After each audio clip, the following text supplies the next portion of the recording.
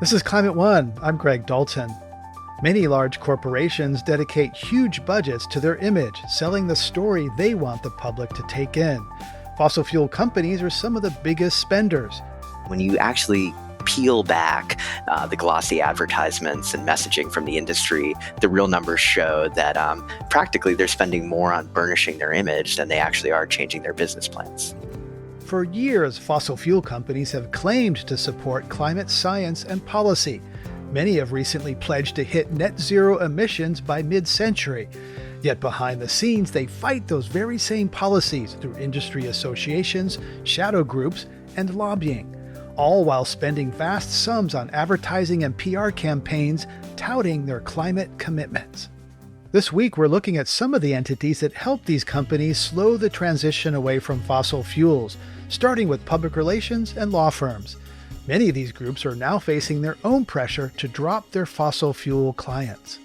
First, let's get some historical perspective. Climate One's Ariana Brocious takes it from here. Dr. Benjamin Franta has a PhD in applied physics and is also a PhD candidate in history at Stanford. Through years of research, he and others have uncovered just how long fossil fuel companies have known their products could hurt the climate and how long they avoided telling anyone about it. Franta found one key example of this from more than 60 years ago in a Delaware archive. It was a speech given by Edward Teller, the famous physicist who worked on the hydrogen bomb, and he was giving a speech to an industry audience. It was a special conference put on by the American Petroleum Institute in 1959, and he warned them about the eventuality of global warming from fossil fuels and that energy supply, that fossil fuels would have to be replaced. Franta says in the subsequent decades, the industry's understanding of the climate impacts of fossil fuels only continued to grow. And by the early 1980s, the industry had a very sophisticated understanding of the issue. We now have internal reports from companies like Exxon from that time that predict very accurately how global warming would develop, many of the impacts, and also had a clear understanding that the central problem causing it was fossil fuels, and that fossil fuels would need to be replaced to stop the problem from developing. Around that time, and I'm talking about the early 1980s, even the late 1970s, scientists studying this problem and companies like Exxon were aware of the fact that if climate change was going to be avoided, it was time to act then. This understanding wasn't limited to U.S. companies, though some of them were leaders in hiding the facts. Instead of taking action on climate, companies did the opposite. Exxon deserves special mention because it had a quite advanced understanding of the issue, and it was a leader in the industry in coordinating the whole industry's response to climate legislation and climate treaties, and in particular in trying to obstruct them and block them. In the mid-1980s, Exxon informed many of the other oil companies about this issue and essentially raised a red flag for them and said, we're going to be regulated as an industry because of this climate problem. And we as an industry need to be prepared and have a counter response ready to deal with climate legislation and climate treaties. Franta says throughout the 1980s, French company Total and others followed the strategies developed by Exxon to dispute and counter climate science. These included things like emphasizing the cost of climate action and de-emphasizing the benefits of climate action, and even distraction techniques, which might surprise you, things like emphasizing the need for reforestation or efficiency. Like, these are things that alone would be good, but they were deployed by the industry in order to distract attention away from fossil fuels. And they've been doing it ever since. In the late 90s and early 2000s, the industry started to reposition itself as integral to solving climate change.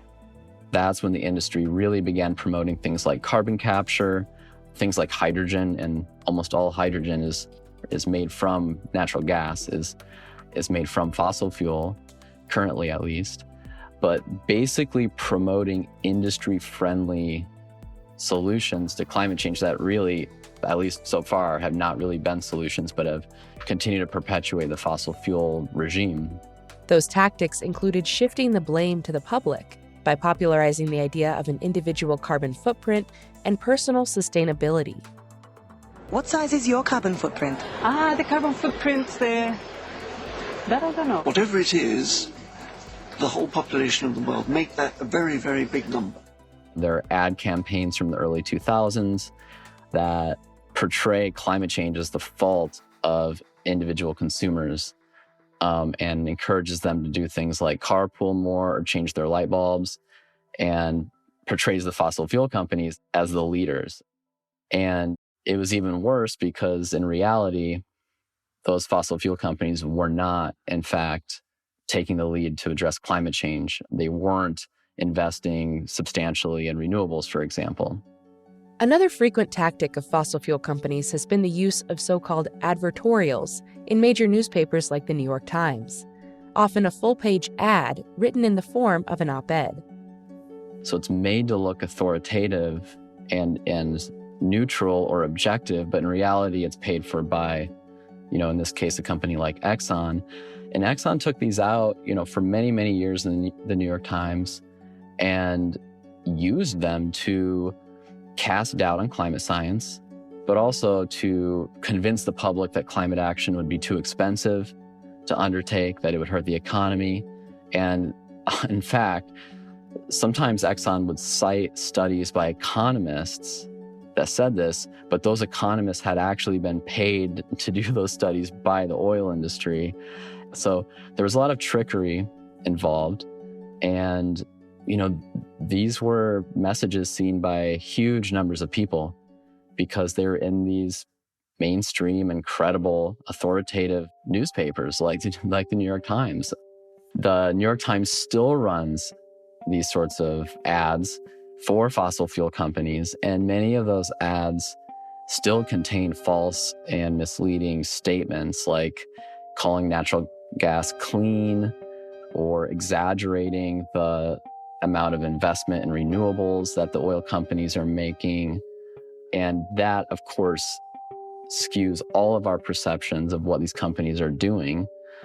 And in a way, that New York Times stamp of approval on that ad, it's a form of the third-party technique. It's people who might not necessarily trust Exxon, but they might trust the New York Times. And so they see it in the New York Times and they believe that message.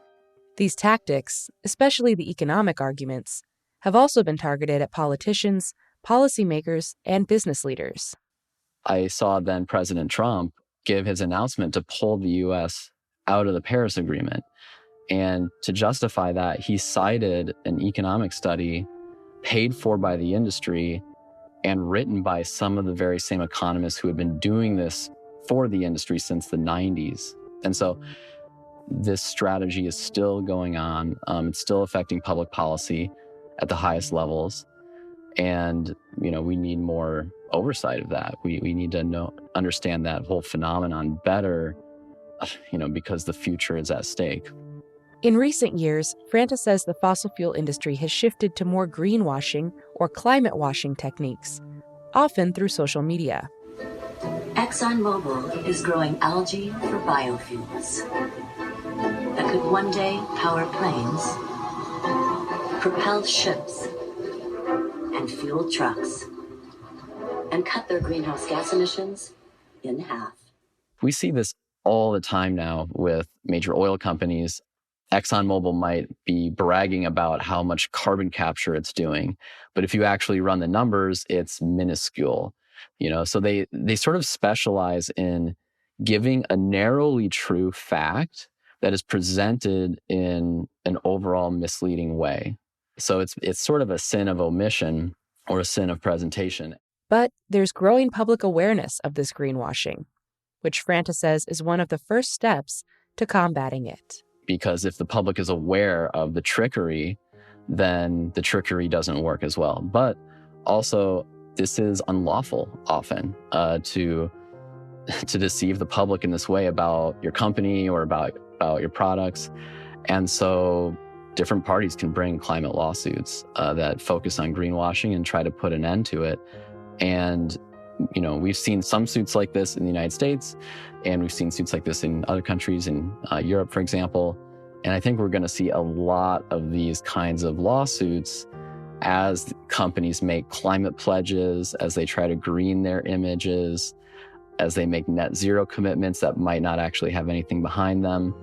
That's going to be an important accountability mechanism to ensure that what these companies say they're doing or portraying themselves as doing, that they're actually doing that and not just trying to look good.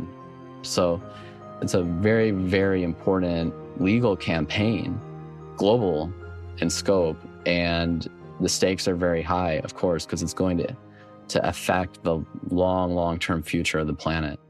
Dr. Benjamin Franta has a PhD in applied physics and is also a PhD candidate in history at Stanford University. Coming up, a former PR executive on the misleading messages from fossil fuel clients.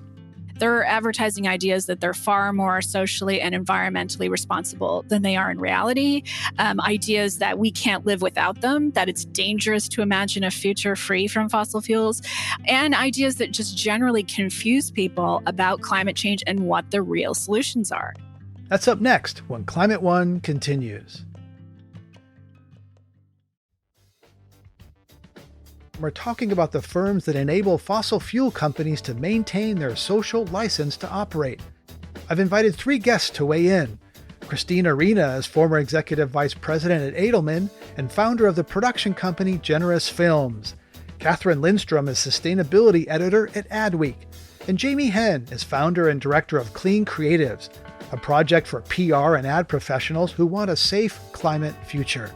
Companies spend a lot of money on advertising and messaging in order to appear more climate conscious. ExxonMobil is the latest big oil company to announce that it aims to achieve net zero greenhouse gas emissions by 2050. But Exxon's plans only cover Scope 1 and Scope 2 emissions, meaning it won't cover its biggest carbon impact, consumers burning the fossil fuel that it generates. Those are called Scope 3 emissions. I asked Christine Arena what she thinks about net zero pledges from fossil fuel producers. Well, I think, the fact that practically none of them, to your point, include Scope 3 emissions. They don't factor in the actual emissions generated when people use their products, is a little bit deceptive. I think that at the very least, these marketers need to include the fine print so that people understand that Scope 1 and 2 emissions basically mean bringing fossil fuels to market more efficiently, not decarbonizing our economy, not scaling back on the emissions that scientists say we need to focus on. Catherine, how much advertising and PR money are companies putting towards these net zero and other climate-oriented campaigns? What's the scale of the spend here? That's a good question. I would love to know the specific numbers on this, but I haven't been able to dig that up. They're pretty cagey, especially PR companies, on how the money moves around. But I think the fact that these big PR firms are keeping oil and gas companies on their client roster, despite a lot of really negative press, really bad PR for these PR companies, I think that shows that it's a big chunk of their revenue. Many large oil and gas companies say they support our price on carbon pollution, yet the House Oversight Committee reports that less than 0.5% of their lobbying effort over the past decade focused on carbon pricing. The committee also reports that from 2010 to 2018, BP spent about 2% of its capital expenditures, or CapEx, on low carbon investments. Exxon spent less than 0.25% on cleaner energy. Large oil companies are spending pennies on carbon pricing policies and low carbon energy. I've asked executives in the past to specify their CapEx on renewables, and they dance around the actual number. Jamie, what story do those numbers tell about capital expenditures and lobbying? Well, I think it tells a story that big oil's supposed commitment to climate action is little more than greenwashing. ExxonMobil just made record profits because of high gas prices. And what are they doing with it? They are telling their shareholders that they are going to increase oil and gas production, and they're doing a $10 billion stock buyback to reward their shareholders.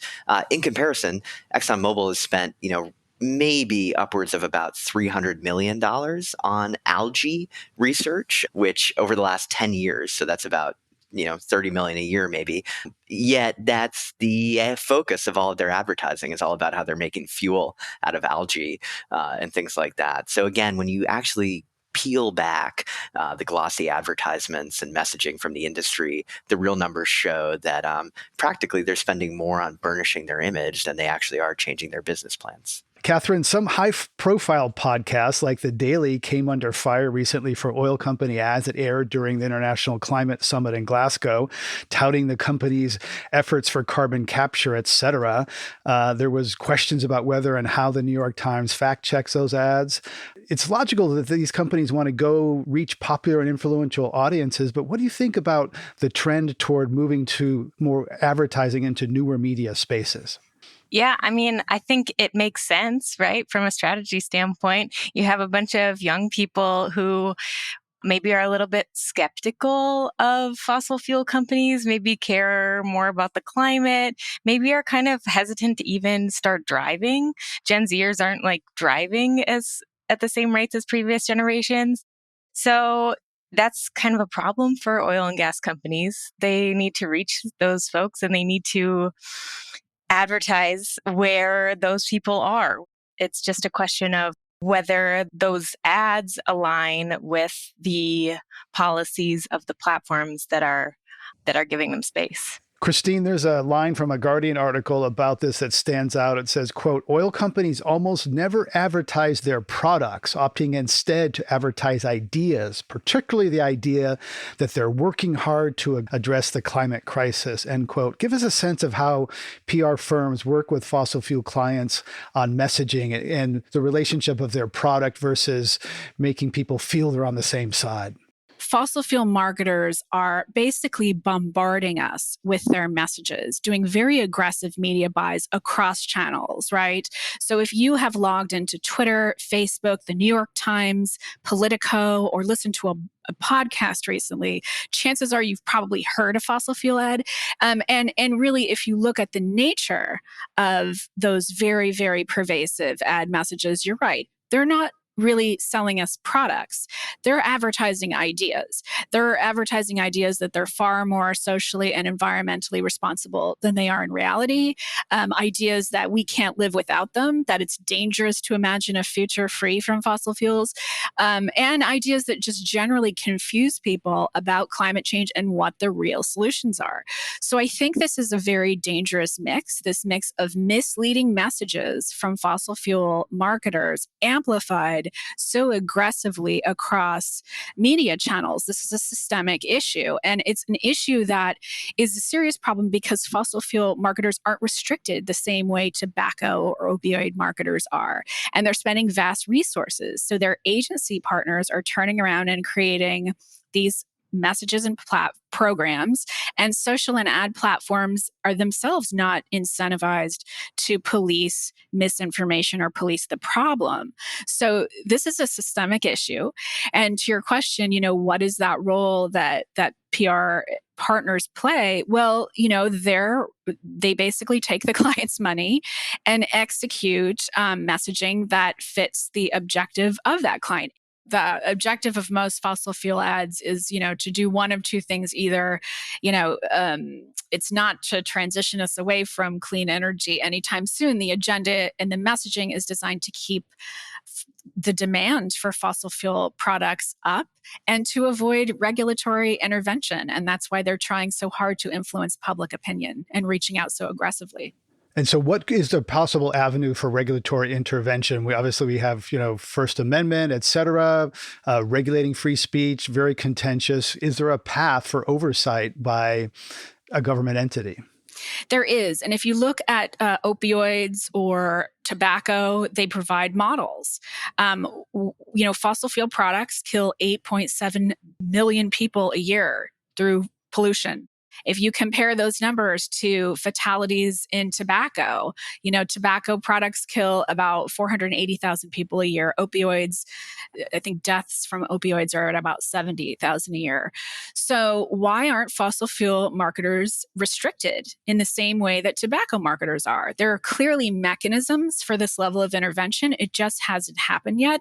And that is partly thanks to the power of the fossil fuel lobby. Jamie, you lead Clean Creatives, a campaign pressuring public relations and advertising agencies to quit working with fossil fuel companies to spread climate disinformation. In January, your group joined with more than 450 scientists who signed a letter calling on advertising and PR agencies to drop their fossil fuel clients. What was the impact and what are you trying to achieve? Well, I think the impact of that letter really showed that this is a topic that PR and advertising agencies can no longer avoid. I think the role of PR and advertising in blocking climate action has been hiding in plain sight for years because it's the water we swim in every day. It's the messages and the advertisements that create the reality and the very language that we use to talk about the climate crisis. And as we've seen over the last few decades, these industries have played a huge role in blocking the type of conversation that we need to have about climate change and then the type of political action that could result from that.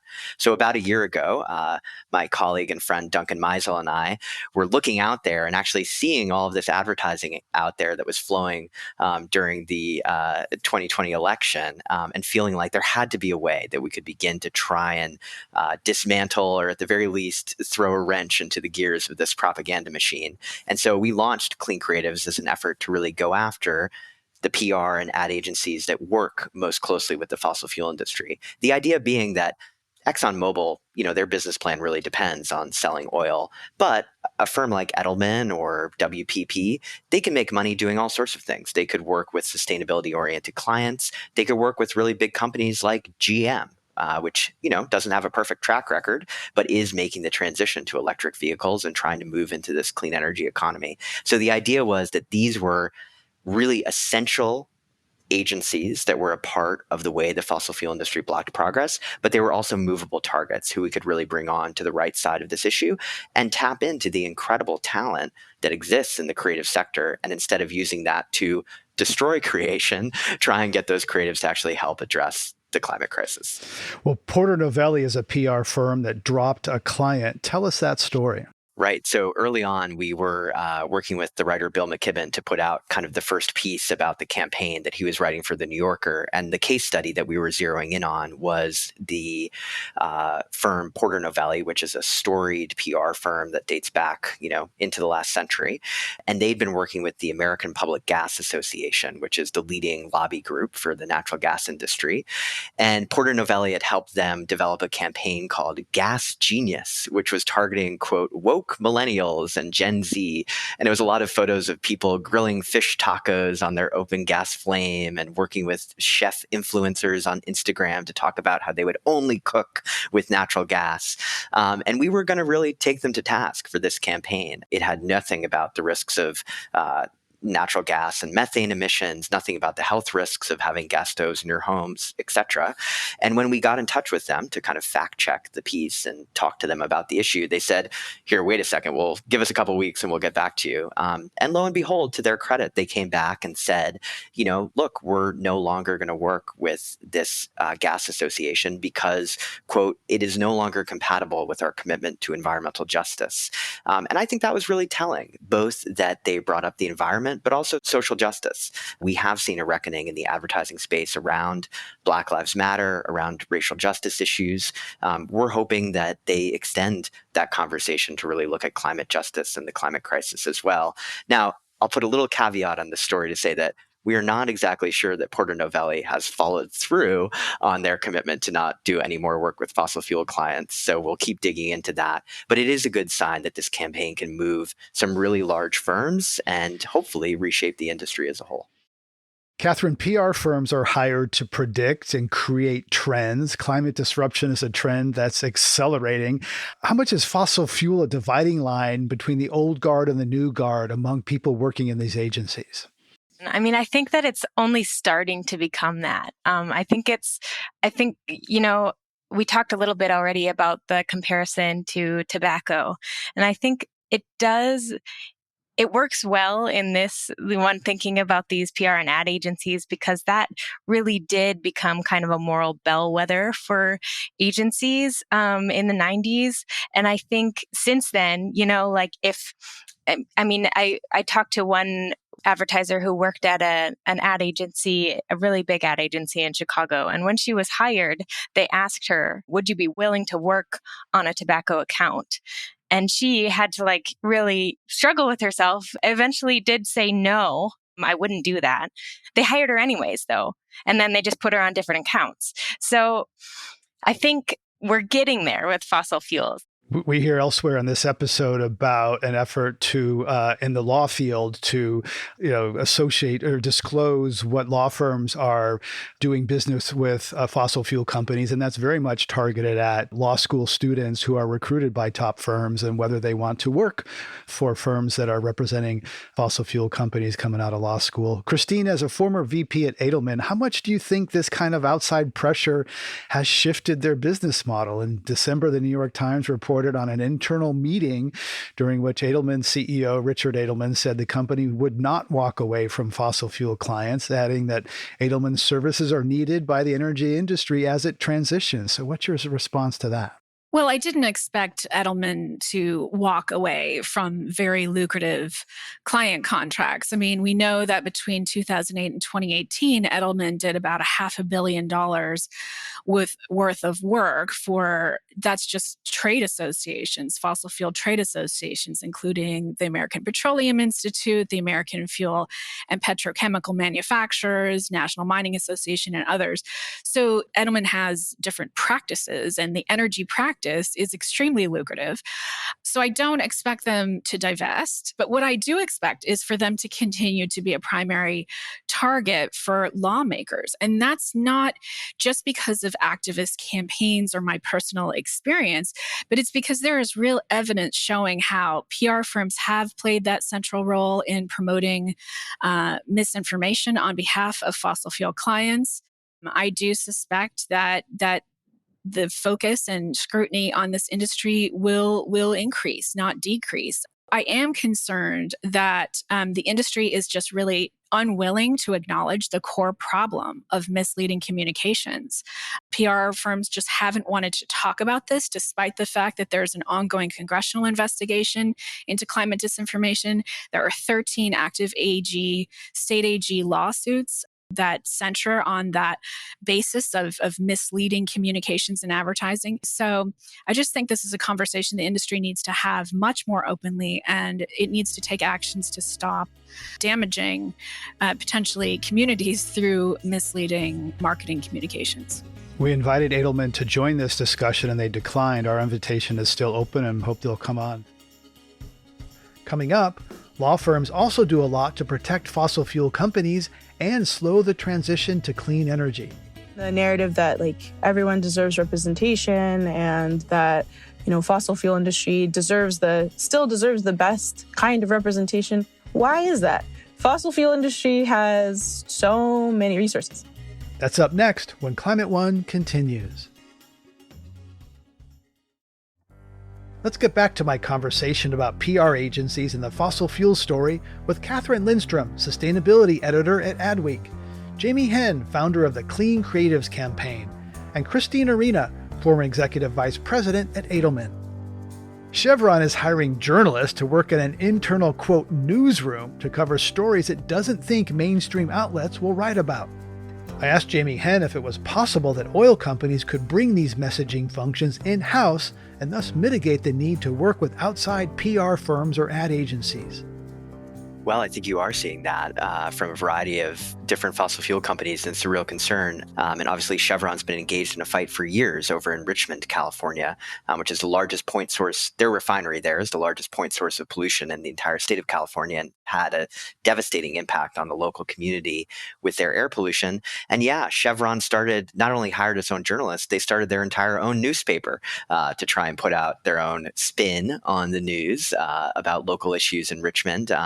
And of course, accompanied that with a major political campaign to try and take over the Richmond City Council. I think thanks to the work of grassroots communities there, activists and community members were really able to push back on that. And that is where the hope lies. And I think people are a little bit sharper consumers these days. And when they see stuff that looks so clearly like propaganda, they're able to push back on that. I think the bigger risk is when actually a fossil fuel company isn't putting forward outright climate denial, but they're actually talking about solutions when they pretend to be our friend. That's the harder stuff to really cut through. But ultimately, it's just as damaging because the goal of that content is to delay the type of public outrage and ultimately political pressure that could cause these companies to really change. And so in some ways, I'm less worried about Chevron coming out there and really pushing back on regulations. I'm more worried about them pretending that they're big fans of climate action when in fact they're lobbying behind the scenes to block regulations everywhere from the local level all the way up to the international.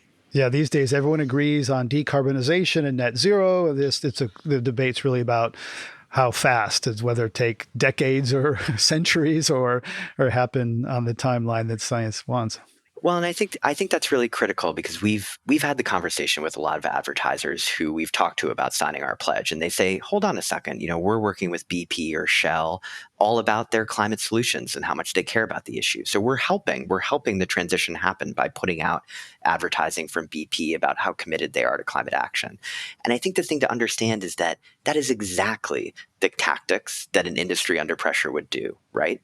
They want to act as if they're solving the problem. They want to pretend as if they're making progress so that they won't face the type of pressure and regulations that would cause them to really change.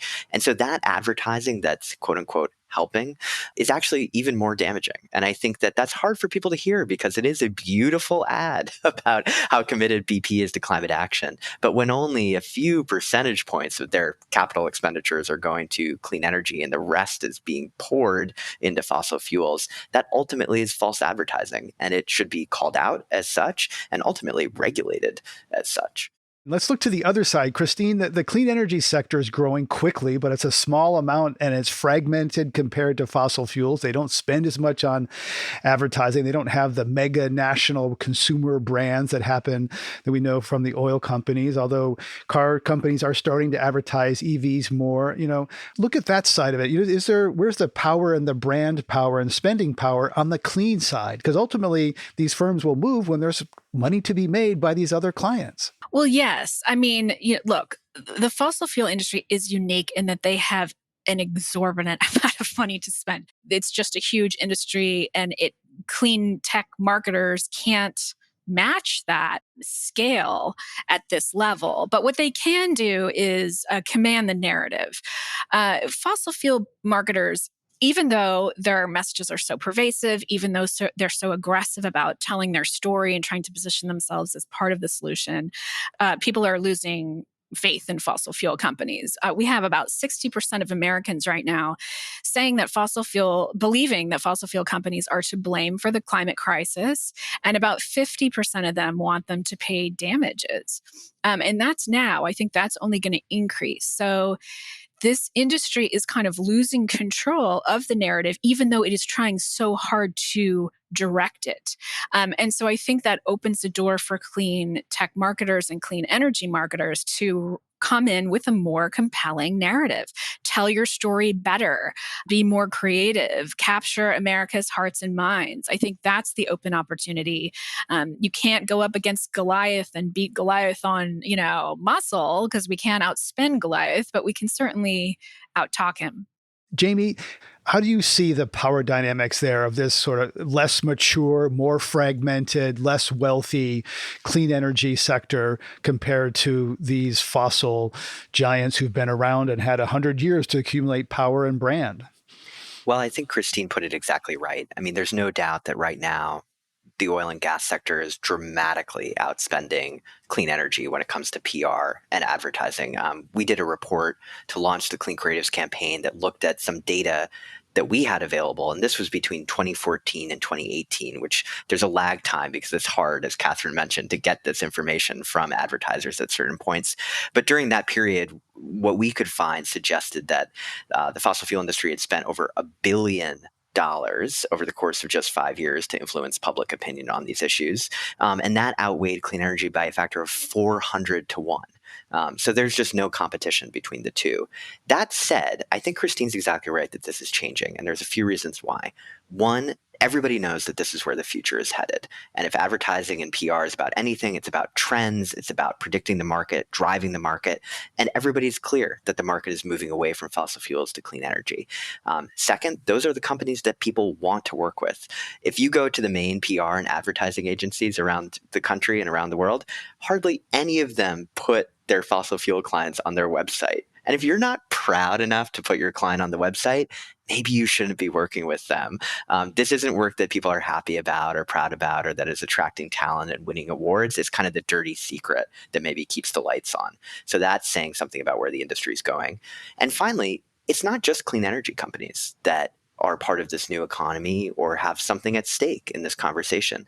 It's also huge consumer-facing brands that are trying to convince their consumers that they're committed to sustainability and want to be part of a more sustainable economy. So if I'm a brand like Unilever and I'm trying to convince my consumers that I care about the climate, I care about the environment, do I really want to work with an advertising agency that is also working with ExxonMobil to block climate action, to put out propaganda about my product? That just increases the type of distrust that is destructive to brands. And so I think that conversation is one that we're really trying to have with major companies that might not be involved in clean energy, but do have a stake in this conversation to say, hey, just like you take a really close look at your supply chain to figure out whether or not the products you're sourcing are sustainable, take a close look at your advertising firm and ask them if they're working with clients that are really aren't aligned with the mission and the values that you're trying to put out there in the world. And I think that's beginning to happen. I think, again, this has been a sort of, sector that's avoided the type of scrutiny, perhaps not surprisingly, because they're very good at shaping public narrative. But it's something that's beginning to really take effect. And I think a conversation that's only going to expand in the years to come. So as we wrap up, what's the next chapter in this, Christine? What do you think the next turn will be that you're looking for or trying to make happen? The next term is, I think, accountability. I think we're seeing a wave of accountability journalism. I think we're going to probably see some PR firms and executives specifically called as witnesses to testify at the oversight, the House hearings on climate disinformation. I also think that we'll probably see a lot of activity on the state level. Those lawsuits, the state AG lawsuits filed against oil firms for their deceptive advertising, I think that we'll see some of the marketing partners named as defendants in some of those suits. And I think we're going to continue to see this wave of public interest and curiosity about this issue, because climate change is something that everyone listening and everyone in the world is experiencing on some level. Jamie, Martin Sorrell is one of the gods of the advertising industry. He's made some moves recently. What does that tell you about the way the winds are blowing in PR and marketing? Well, I think it's a good sign. And for those who don't know, Martin Sorrell was one of the early kind of leaders and founders of WPP, which has emerged as one of the largest advertising firms in the world. And he's now started a new company. And one of the first steps he took was to sign the Amazon Climate Pledge and say that his agency was really going to focus on this. Since then, the details have been a little scant about what exactly that means. So there's some accountability work that needs to be done there. But the point is that this is clearly where the market is headed. You are not going to be an advertising agency in 2030 and not have a position on climate change. There is a parallel with big tobacco here, however imperfect. And I think people need to look at themselves and ask, would I have been proud of working for Philip Morris to block action to address cancer from cigarettes? Would I wanted to have been on the account that put out the lies about that? And if the answer is no, then you better ask some serious questions about the work you're doing for the fossil fuel industry right now, because the level of anger that people feel towards those companies today is only going to magnify as the impacts of climate change become more clear. We need those creative minds working for the good guys instead of putting out propaganda for Exxon. Our thanks to Christine, Jamie, and Catherine. Thank you so much for coming on Climate One. Thank you. Thanks for having us. Thank you. Law firms help fossil fuel companies limit their legal liabilities, and they've also come under recent scrutiny for that work. The group Law Students for Climate Accountability grew out of a desire by law students to bring more scrutiny to their future employers, particularly those who shield the fossil fuel industry. They released their first climate scorecard in 2020. Ariana Brocious spoke with Michaela Anand, a research coordinator for Law Students for Climate Accountability and a law student at UC Davis. Your group released its second report in 2021, grading major law firms on their climate change work, and specifically looking at their litigation, lobbying, and transaction work for clients. What were your key findings last year? They were quite similar to the previous year, which are that the top 100 law firms, which we call the Vault 100 firms or Big Law, are significantly contributing to furthering issues within our climate, as opposed to mitigating those issues, which we as students and as future legal professionals hope that they would be moving towards. So our climate scores go from A to F, and also the potential for an A+ should a law firm take the climate pledge that we have, as well as not represent any of the fossil fuel companies in the work that they do. So far, we don't have any of those on that list, but we saw that because we changed our metrics just a bit to not have like a zero sum of renewable energy work canceling out the fossil fuel work, that a lot of the firms who were performing maybe at a B level or a C level even moved down in rank. And so how did you grade firms? You mentioned renewable energy work not negating working for fossil fuel clients. What was the criteria that you used? Mm-hmm. So each of the scores, so A to F, has its own criteria for a grade. And for A scores across litigation, transaction, and lobbying, we did factor in the renewable energy just so that we had something that could distinguish from a B score and below. But there had to be no cases or transactional work or lobbying for the fossil fuel industry, and then a little bit of work for the renewable industry. For B cases, or for B firms rather, there was no cases that either mitigate or exacerbate climate change. So that is predominantly work for fossil fuel industries. And then C through F, there's a number range. So for litigation, it could be 1 to 2 cases, 3 to 7 cases, depending on which letter grade. And for transactions, it would be the dollar amount that they would be receiving from a firm, and lobbying the same kind of metric. Firms are highly attuned to the values and preferences of graduates from top law schools who are their future leaders. So how much of your intended impact is focused on that talent pipeline and sort of providing information to them? I'd say a lot of it is focused on the students. And we know that a lot of students do have choice, and others might have less availability of options to choose, whether they have financial barriers or they just don't have as much access. And that's something that we recognize, and we don't want to feel like students should feel shamed about their decisions, but they should be well informed about them. I think part of the intention of the scorecard is just to say, here's something that you should know when you're making these decisions. Beyond the responses from the firms themselves, what's been the impact of the report? We've been heartened by folks who've reached out. So, really grateful for your outreach as well. But just to kind of lift up this work, we know that structurally we're playing a role that we've seen in other areas, right? So like the banking sector and financing projects for the fossil fuel industry, and who's financing coal and fossil fuels, or the advertising agency is seeing more of a frontal call out. And so we kind of just are nested in part of a larger ecosystem that's trying to take away the social license of the fossil fuel industry. So within that, we've had outreach from particular firms.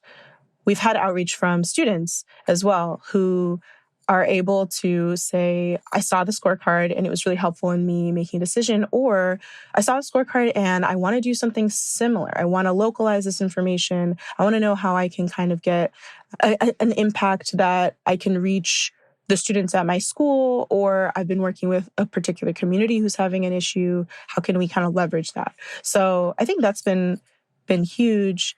And then we've also had outreach from various organizations that we've been able to kind of try to learn from and be in partnership with around the work that they're already doing about environmental justice in particular. And so those are kind of building and budding relationships that we want to continue to build so that we are better informed and positioned and like in right relationship with the work that's already going on in so many areas. Won't there always be smart and talented lawyers willing to defend polluters and oil companies, as we see, for other actors?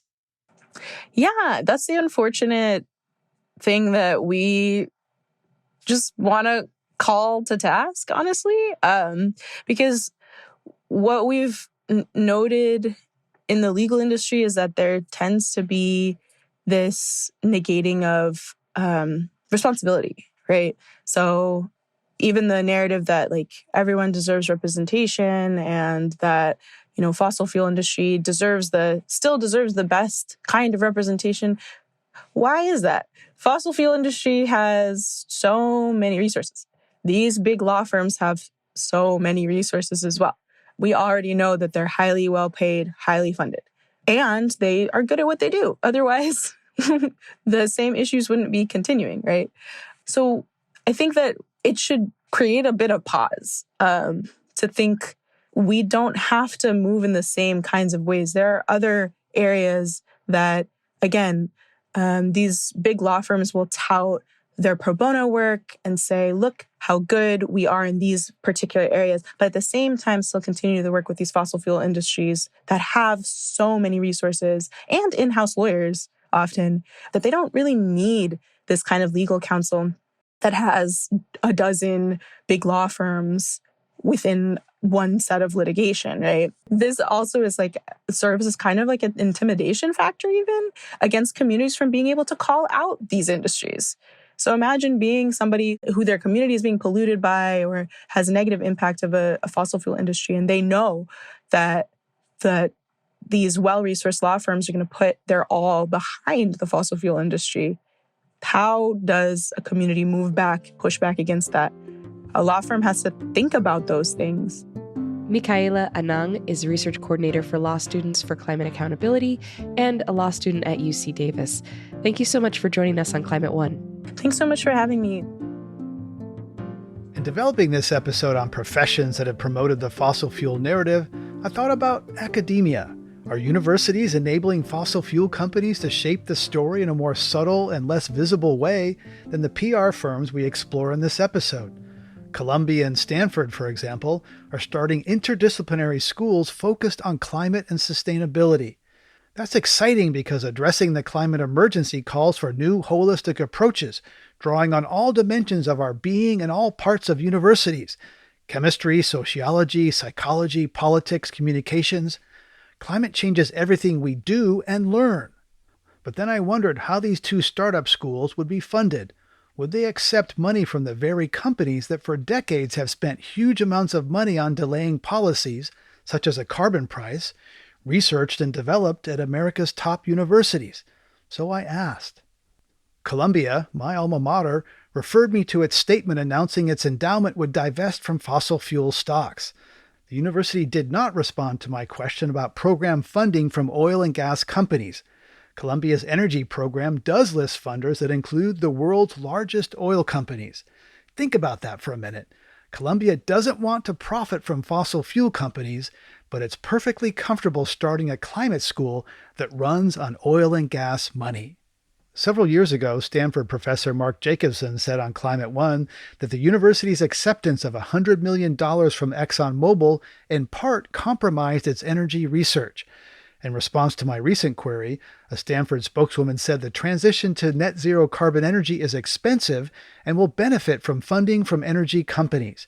She added that energy companies can play an important role in scaling new solutions developed at Stanford. On the investment side, Stanford divested from coal around the time that most U.S. coal companies were going bankrupt. And while Harvard, Dartmouth, Georgetown, and other prestigious universities have committed to fully divesting their endowments from all fossil fuels, Stanford has yet to do so. Corporate influence on campus, of course, is not confined to the energy industry. In 2003, Derek Bach, then president of Harvard, wrote a book, Universities in the Marketplace: The Commercialization of Higher Education. He argued that universities are jeopardizing their fundamental mission in their eagerness to make money by agreeing to more and more compromises with basic academic values. I fear the stakes of that corrosion are even higher now, as universities navigate away from fossil fuels to more sustainable and just ways of powering our economy. Lastly, I think it's fair to admit that these issues are complicated and changing. Years ago, Climate One did accept funding from major oil companies. We no longer do, and we won't in the future. Climate One's empowering conversations connect all aspects of the climate emergency. To hear more, subscribe to our podcast on Apple or wherever you get your pods. Talking about climate can be hard, complicated, difficult, depressing, but it's also critical to address the climate emergency. Please help us get people talking more about climate by giving us a rating or review. It really does help advance the climate conversation. Brad Marshland is our senior producer. Our producers and audio editors are Aaron Ambrosius and Austin Colon. Our audio engineer is Arnav Gupta. Our team also includes Steve Fox and Tyler Reed. Our theme music was composed by George Young and arranged by Matt Wilcox. Gloria Duffy is CEO of the Commonwealth Club of California, the nonprofit and nonpartisan forum where our program originates. I'm Greg Dalton.